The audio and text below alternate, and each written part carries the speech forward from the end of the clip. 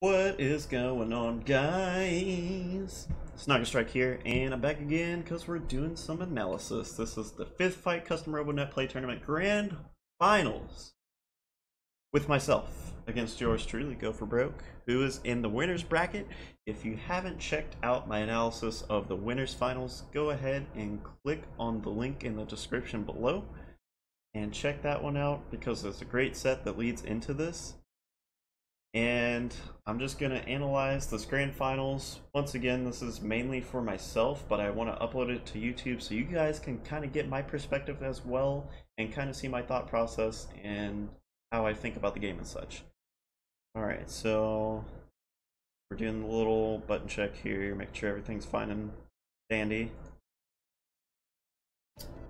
So if you didn't watch the winner final set, I used a variety of different builds. And I basically got the pooty dupes by his glider build. So in grand finals, we're gonna switch it up even more and try out some more crazy stuff. So I think I used the sniper in round 1 here. Yeah, that's right. So I'm gonna use tank head, sniper, and what's my other bot? Do I do bear or do I do double tank head? Okay, bear probably. Yeah. And then he's going to do the same thing he did in Winners Finals. It worked out very well for him, so no reason for him to change at all. His standard aerial beauty that we've all come to know and love, and the tank head glider that we've all come to know and love.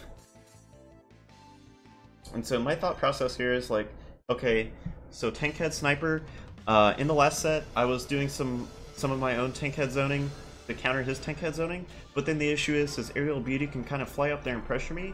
I'm thinking, okay, well if I just have a powerful gun that doesn't necessarily need to zone, like Sniper, once he gets up in my face, I can still challenge him with a strong, powerful shot to keep him from getting up in my face and still be a threat up close.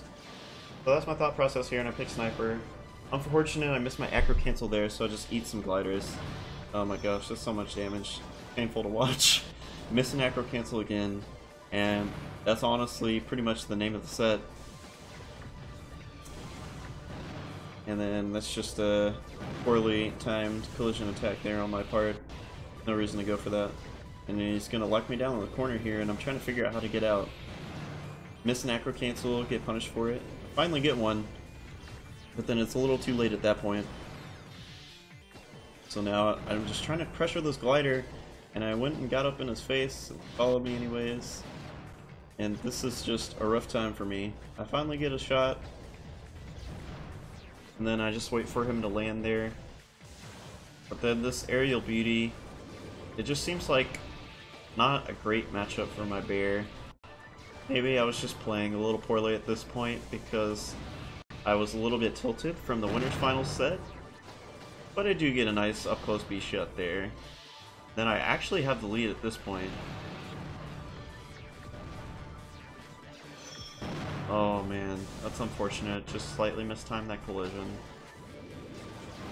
So, one of the main things in this set, as well as the winner final set, is just a couple miscalculated collision attacks, just slightly misspaced or mistimed. Also the same with some glaive teleports if you watch the winner's finals. And then other than that, it's just patience. Because there's been several times throughout this set where I just have a strong life lead. But then goForBroke's able to bring it back like he's going to do right here. But there's just so many times where I'm actually playing really well and then he's able to bring it back because he capitalizes off of a mistake. So I definitely need to be more patient. I already feel like I'm one of the better players at being patient in the Discord, but I guess this is just a testament to how important it is to be patient. Because even the most patient players can get frustrated at times and then not be patient anymore. And then B-Bear, I thought it wasn't really working out, so I'm just going to double up on the tank head here. And you know what? I'm going to use the bees on the tank head as well, because my B-Bear can't quite get up as high to go be the tank head's face, and my tank head sniper, like, he would just choose not to shoot and rely mostly on the spider pods. But now, with the tank head bees, when I get up there and shoot, he can't strafe around it, so my plan is to just get up in his face with the tank head and bee his face.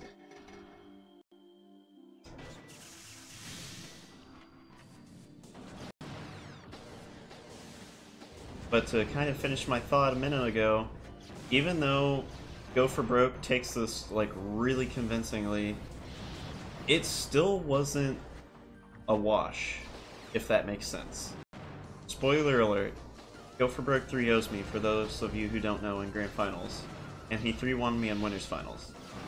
So I only got one game to his 6, but some of these games were pretty close, and even the ones that weren't close, there's probably at least one time per every match where I have a solid life lead, but my impatience gets the better of me.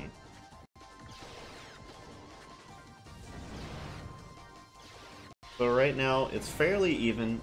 Oh, that was such a good shot to punish the gliders. Right now, it's pretty much even. He's slightly ahead of me, though. He's about 100 points up.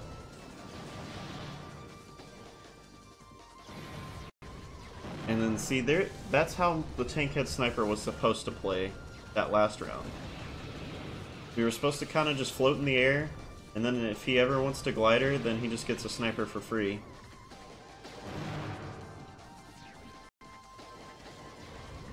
But I think one of the issues this round is I actually start to play decently again. I get a little trigger happy with these B shots though. The Bs didn't really work out at all. I was just like, okay, I'm close, I should shoot, and then just I wasn't respecting his movement options. But one of the key things I think in this set other than that was just my switches were off. Because before I was really cognizant about like keeping the matchups the way I wanted to. Like, I had control of the pace of the match. Even in times where goForBroke was that was such a nice B shot. Even in times where goForBroke was ahead in the life, I still like had the switch game in my favor. Like every time he would switch, I would switch to have the favorable matchup. When he would switch back, I would switch back. Like it was always like technically my game, like my pace of the game. And I think I just like lose that. And that's another big factor. And now at this point, my thought process was to switch to the B guy and leave him in. Because if, like, I can pressure this glider build, and then that doesn't end up happening, he does a really good job of keeping the Bs out. But my thought process was, if I get up in his face and pressure him, one of two things is going to happen. He's either going to switch to his aerial beauty for the iframes, which doesn't have enough health to withstand another B shot. So at that point, what I do is I shoot the Bs, and he's either going to lose, or he's going to shoot me back and punish me.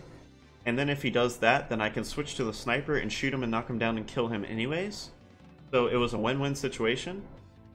And then if he didn't switch out of the glider into his aerial beauty, then I can double up on the B shot, and I think I would have won the game. But maybe he lives with slightly enough HP, but then it's just like a repeat of the exact same situation.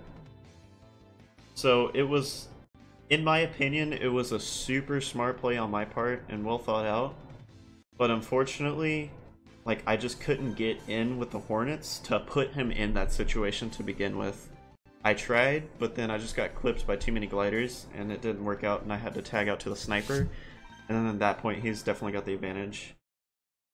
And then, to be honest, at this point, like, I'm feeling really bad. I've just lost, like, 5 games in a row because of Winners Finals. Well, I won one, so it was 4 games in a row, honestly. But still, losing 4 games in a row does not feel good, regardless of who you are. So I just kind of throw a Hail Mary, and I'm like, alright, let's play the fucking Eagles, dude. It's a pretty bad gun, but it can work sometimes.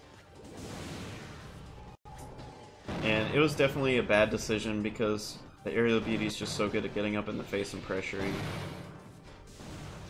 And if anything, I should have switched the Hornet tank head instead of the sniper one over to the Eagles. But regardless, I shouldn't have done it. That was an unfortunate collision on the wall there. I feel like I had him with that. But there's really not much to say about this round. I don't want to say that I've given up per se, but I have a very defeated mentality at this point. And it's just the point of no return. Like, I'm not going to play well. So, I mean, like I said, not much to say. We're just gonna see goForBroke kind of just run away with this. But overall, I think I've realized a lot of the mistakes I made. And looking back and reflecting on these matches, a lot of the times, I kept the games a lot closer and had the life lead more of the time than I actually thought initially. So, even though goForBroke got me 6 games to 1, I feel like I've definitely learned a lot, and I know what to do and how to be prepared for next time. So, that's going to wrap up this video for the Grand Finals analysis. Sorry it was a lot shorter than the last one, and I didn't really get to say much about one of these games in total in general. But just know, goForBroke, I'm coming for you, dude. I've got you downloaded. I know the mistakes I made. I know that I let you win. I know I outplayed you. I know I had the life lead. But then I got impatient and made mistakes, and that's the reason why you won. You capitalized on my mistakes, but next time, there's not going to be mistakes. I'm coming for you. Alright, guys. Sorry for the little tirade at the end there, calling out goForBroke. But that's gonna do it, and I will see you guys next time. Peace.